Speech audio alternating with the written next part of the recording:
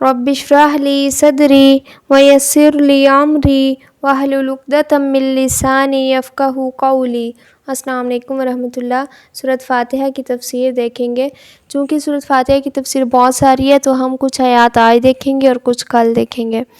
تو سورۃ فاتحہ کی تفسیر کا آئیڈیا آپ اس بات سے لگائیں کہ عرب مفسرین نے صرف سورۃ فاتحہ کی تفسیر پر 10 موٹی موٹی بکس لکھی ہیں، تو جس سے یہ پتہ چلتا ہے کہ کتنی ذو معنی یہ آیت ہے اور کتنا زیادہ اس پر لکھا گیا۔ چونکہ یہ ہماری نمازوں میں بھی ہے اور رسول اللہ صلی اللہ علیہ وآلہ وسلم نے فرمایا جو سورۃ فاتحہ نہ پڑھے اس کی کوئی نماز نہیں۔ تو ہم اس کو ایٹ لیسٹ اتنا گو تھرو کر لیں گے کہ اس سے ریلیٹڈ احادیث ہمیں پتہ ہوں اور اس کے میننگز پتہ ہوں گے، تو انشاءاللہ نماز میں پڑھتے ہوئے خشوع اس سے حاصل کر سکیں گے ہم۔ تو سورۃ فاتحہ کو فاتحہ اس لیے کہتے ہیں کیونکہ فاتحہ کا مطلب ہے کسی چیز کا آغاز کرنا، تو چونکہ قرآن کا آغاز اس سورت سے ہوتا ہے اسی لیے اس کو فاتحہ کہتے ہیں، الفاتحہ۔ تو قرآن مجید کی تلاوت اسی سے شروع ہوتی ہے اور نماز کی قرأت بھی اسی سے شروع کی جاتی ہے۔ اور عرب لوگوں کا یہ مزاج تھا کہ ان کو جس چیز سے زیادہ محبت ہوتی تھی تو وہ اس کا نام بہت زیادہ رکھتے ہیں، ابھی بھی ان کا یہی ہے۔ تو اس سورت کے بھی بہت سارے نام ہیں۔ اللہ تعالیٰ کے نبی صلی اللہ علیہ وآلہ وسلم نے فرمایا اس سورت کا نام الحمدللہ ام القرآن بھی ہے،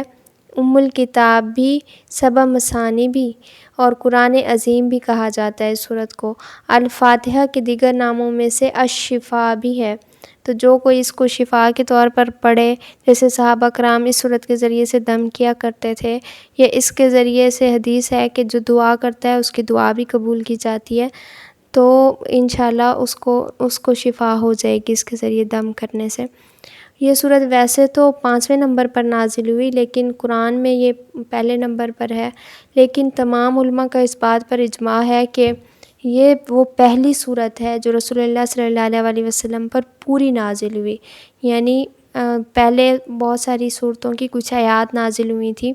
جیسے سورۃ مدثر کی آیات بھی ہیں اس میں، لیکن یہ وہ پہلی سورت ہے 5ویں نمبر پر جو آئی، یہ جو کہ پوری کی پوری آپ صلی اللہ علیہ وآلہ وسلم پر نازل ہوئی۔ تو سیدنا ابو سعید بن معلیٰ نے بیان کیا کہ نبی کریم صلی اللہ علیہ وآلہ وسلم نے مجھ سے فرمایا آج میں تمہیں مسجد سے نکلنے سے پہلے ایک ایسی سورت کی تعلیم دوں گا جو قرآن کی سب سے بڑی سورت ہے۔ پھر آپ صلی اللہ علیہ وآلہ وسلم نے میرا ہاتھ اپنے ہاتھ میں لے لیا، اور جب آپ صلی اللہ علیہ وآلہ وسلم باہر نکلنے لگے تو میں نے یاد دلایا کہ آپ صلی اللہ علیہ وسلم نے مجھے قرآن کی سب سے بڑی سورت بتانے کا وعدہ کیا تھا۔ تو آپ صلی اللہ علیہ وآلہ وسلم نے فرمایا الحمدللہ رب العالمین،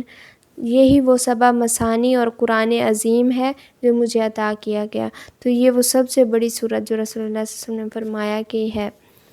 سیدنا اعلیٰ بن حضرمی سے روایت ہے کہ اللہ تعالیٰ نے فرمایا میں نے نماز کو اپنے اور اپنے بندے کے درمیان پورا تقسیم کر دیا ہے۔ اس حدیث کو ذرا غور سے سنیے گا، اس سے بہت فائدہ ہوگا آپ کو جب نماز میں آپ پڑھیں گے سورۃ فاتحہ کو۔ اللہ رب العزت نے فرمایا میں نے نماز کو اپنے اور اپنے بندے کے درمیان پورا تقسیم کر دیا ہے، نصف اپنے لیے اور نصف بندے کے لیے، اور میرے بندے کے لیے وہ سب کچھ ہے جو وہ طلب کرے۔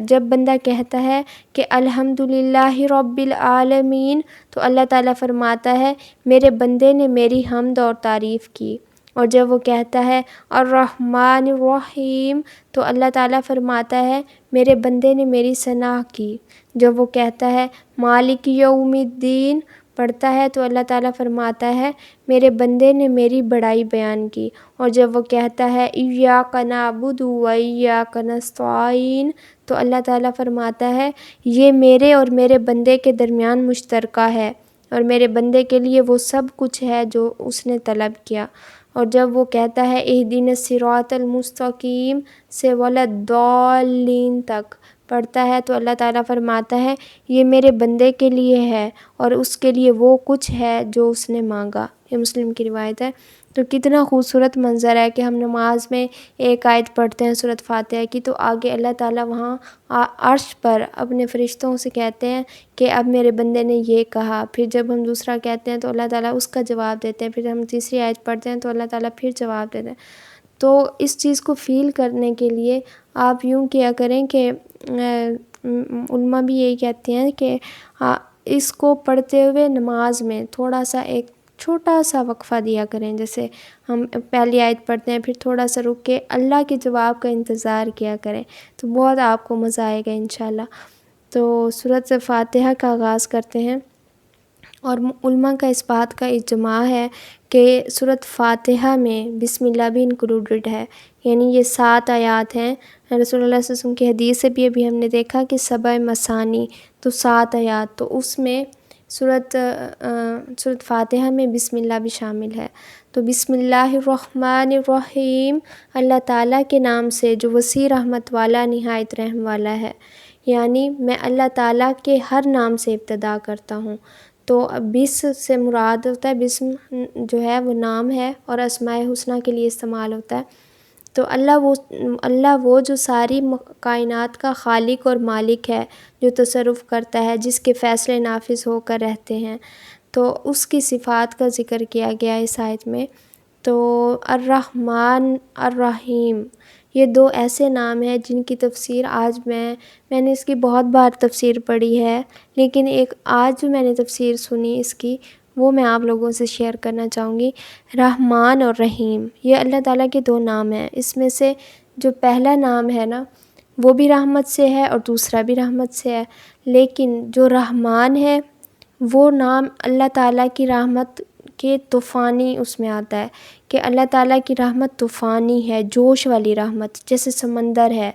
اور جو رحیم ہے وہ والی رحمت ہے جیسے تسلسل والی رحمت ہے، جیسے ایک سمندر ہے، وہ اس میں طوفان کا بھی خطرہ ہے، اس میں جو لہریں ہیں وہ بھی بہت زیادہ اونچی اونچی اڑتی ہیں، لیکن جیسے ایک دریا ہے وہ ایک تسلسل کے ساتھ بہتا ہے۔ تو یہ 2 رحمتیں ہیں، ایک جوش والی رحمت ہے اور ایک تسلسل والی رحمت ہے۔ یہ دونوں رحمتیں بیک وقت اللہ رب العزت میں موجود ہیں، سبحان اللہ۔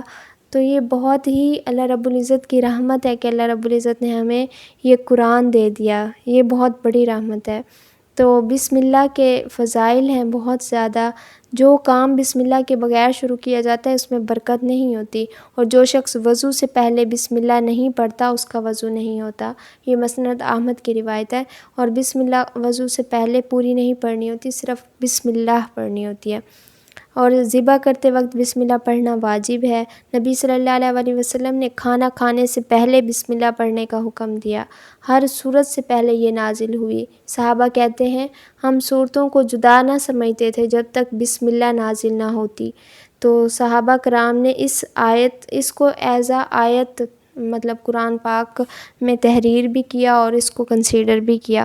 آپ صلی اللہ علیہ وسلم نے نماز میں فاتحہ کے شروع میں بسم اللہ پڑھی اور اس کو ایک آیت شمار کیا۔ تو تمام کاموں سے پہلے برکت اور مدد اور قبولیت کی امید پر بسم اللہ پڑھنا اسلامی طریقہ ہے۔